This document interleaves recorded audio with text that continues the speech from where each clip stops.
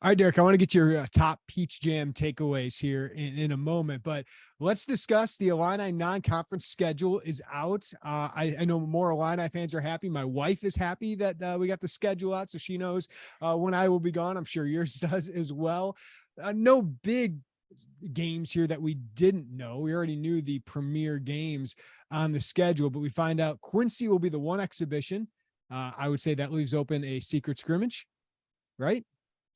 I would think so. I think there'd be good value to that to get challenged early in a game that won't count, and maybe against. I'm not saying they're going to go out and try to do Kansas because that was kind of buzzed about last summer because Illinois had such an older team and returnees. It'd be interesting to see what type of squad that they would try to link up with, but I would say secret scrimmage for sure. Secret, we use in air quotes. They open up the season against Eastern Illinois November 7th, a couple of games the next week against Kansas City and Monmouth, and then they head out to the Continental Tire main event in Vegas. You and I will be there, UCLA, and then either Baylor or Virginia. Come back home against Lindenwood before the Syracuse ACC Big Ten Challenge.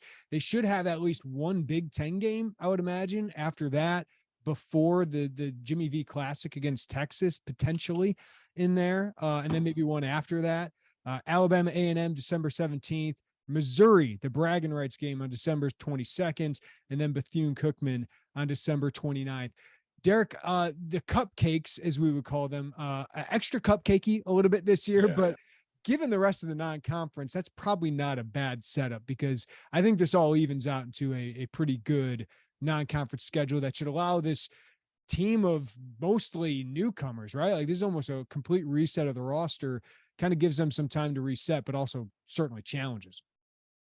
Yeah, it makes a lot of sense when you're balancing out the challenges and the opportunities for the quad one wins in Vegas, Madison Square Garden.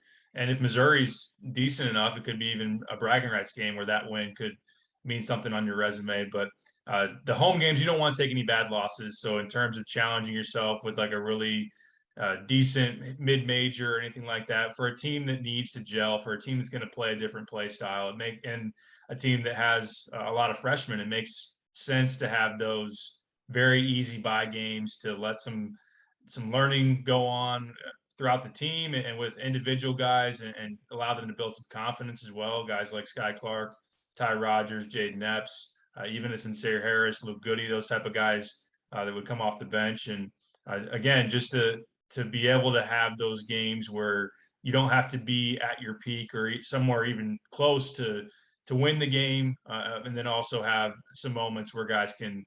And when you have Coleman Hawkins and RJ Melendez expected to take big jumps, it's good early on to give them opportunities to really dominate and have big games and try to build on that. So yeah, as far as the 6 bye games, it's EIU, UMKC, Monmouth, Lindenwood, Alabama A&M, and Bethune-Cookman. I ran the Bart Torvik average between those, and it's out of 363 schools, the average of those 6 is like 324. So you're talking about bottom of the barrel in Division I and games that are about as easy as it can get at the D1 level. So I understand it and definitely shouldn't take any losses from that group. On the other flip side of the coin there, Texas, UCLA, Baylor are all top 10 in the Torvik rankings. Missouri's top 50, Syracuse top 80. So you're certainly going to get tested there. Virginia is number 16. So, I mean, you're going to have 3 top 16 games at the very least, maybe 4 there. And man, this is going to be a loaded schedule. We should get to know how good this team is. So Derek, what would you qualify as kind of the bar of success for the non-conference with 11 games on the non-conference schedule before a 20 game Big Ten slate that actually sets up pretty favorably, as favorably as a Big Ten schedule can have. So is it 8-3? Is it 9-2? What do you think? I think if you look at the games you have to win, you have to win all those bye games at home. You should win the ACC Big Ten Challenge against Syracuse, who's ranked in the 80s as far as nationally projected, and a team that last year, I mean, Jim Boeheim has been there since 76 and not 1776, but it might as well be 1976. That was the first time last year that he had a losing season. So that was not a good Syracuse team, lost both of his sons and Buddy and Jimmy Boeheim. And it's a team that brings back 2 starters and they have a bunch of freshmen. So it's a young team. And just not one that's expected to be all that good. So playing them on your home floor, you got to win that game. The Missouri game is probably maybe it could be more of a toss-up than people want to admit. And I think Illinois is the more talented team. But you look at Missouri, they had a pretty good offseason with Isaiah Mosley coming in from Missouri State, a high-scoring guard. They got two of the top. I know you look at the JUCO rankings.com rankings, and they got the top two incoming JUCO players in the D1. They got a big man and a guard that should be able to provide an impact for them and be a starter in the starting lineup, and Kobe Brown is back. So that's kind of a little bit of a toss-up. I think if you're talking successful non-con, you should probably win that game too. And you just don't want to go 0-3 between Vegas and New York. I think that you can't go 0-3 between those two venues and say successful in the non-conference. So I'd say, yeah, if you go 3-2 in high major games, that is probably the bar, I think, where it starts of saying, oh, yeah, we did about what would be expected and are in decent shape. Anything above that, like if you were to beat UCLA and maybe Texas and lose to, say, Baylor, that would be you putting yourself in great shape as far as what your resume would be, and for a team that would only expect to get better going forward. But those three, as we're talking about Vegas and New York, are going to be very, very tough. UCLA is a top 10 team. Jaime Jaquez back, Tiger Campbell back. Amari Bailey comes in as a 5-star. They got a 5-star big man as well. And if you lose that game, and everyone would expect you play Virginia, while Virginia wasn't very good last year, they do bring back all 5 starters. Kie Clark's a good guard. Armand Franklin a down year, but we know what he's capable of. So that can be a tough game, and that would just be a very experienced and kind of cliche a team that doesn't make a whole lot of mistakes. So that would be interesting. In Texas has a talented backcourt with Marcus Carr and Tyrese Hunter, the transfer from Iowa State, is considered one of the best transfers in the country, and that's in a battle against your young freshman guard. So, yeah, I think that 3-2 in high majors, maybe only taking 2 losses in the non-con is probably where he's setting it. But yeah, what do you think? Yeah, I think it says a lot about how much, and I always come back to this, Derek, it feels like, just because we covered some bad basketball.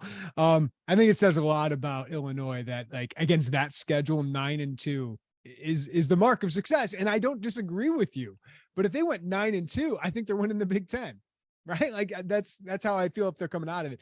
I think 8-3 is probably what is going to be expected on the Ken Pom or the Torvik rankings, because I think they'll be underdogs against UCLA, Baylor, maybe Virginia. That's maybe more of a toss up, but let's be honest. You're always going to drop one game, right? You're going to drop one of those games. Maybe you win one of them. You don't think you're going to win at the beginning, but if they go 9-2, I'd be so high on this team, because I think the non-conference is going to be a game you sit there and go, what the heck was that?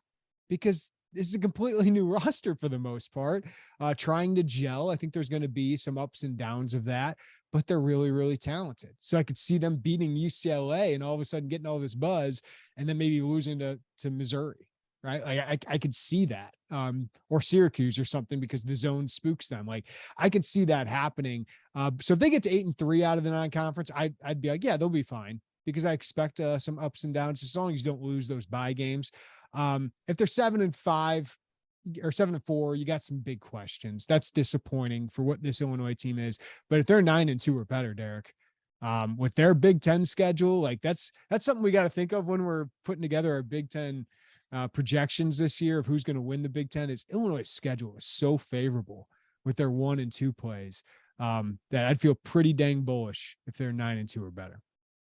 Yeah, absolutely. And I do think it's going to take some time to gel. I think there will be a game that's pretty disappointing, whether it's a matchup like a UCLA or a Texas where you expect to compete and you get blown out, or if it's a toss-up game like a Missouri or Virginia that you lose, and that's kind of disappointing. Hopefully you wouldn't lose to Syracuse on your home floor, but it's certainly within the realm of possibility. And I don't foresee any of the bye games being issues. But yeah, I mean, we saw that Michigan didn't come out of the non-con all that great and lost the game on the road at UCF. That was disappointing for them. And really in Brad Underwood's tenure last year, losing to Cincinnati, losing to Marquette, and that was a team that was a lot more cohesive and proven. And even the year before that, when they were a 1 seed, losing at Missouri was one that made you kind of scratch your head and was disappointing. And So that they've taken their lumps even when they've been more of a known commodity as a team. So I think it could take some time, and I think the two early games in the Big Ten can kind of balance out whether it be some disappointment in the non-con, but you do well in the Big Ten, or if you drop, say, those three marquee games between Vegas and NYC, but you start 2-0 in the Big Ten play, that can kind of Yeah. boost you and make up for that as well. So, Yeah, you mentioned that, like the Big Ten games that are involved there. So they'll have two Big Ten games in the middle of that non-conference. Like if they're 10-3 out of that, I think you feel pretty dang good about where Illinois basketball is.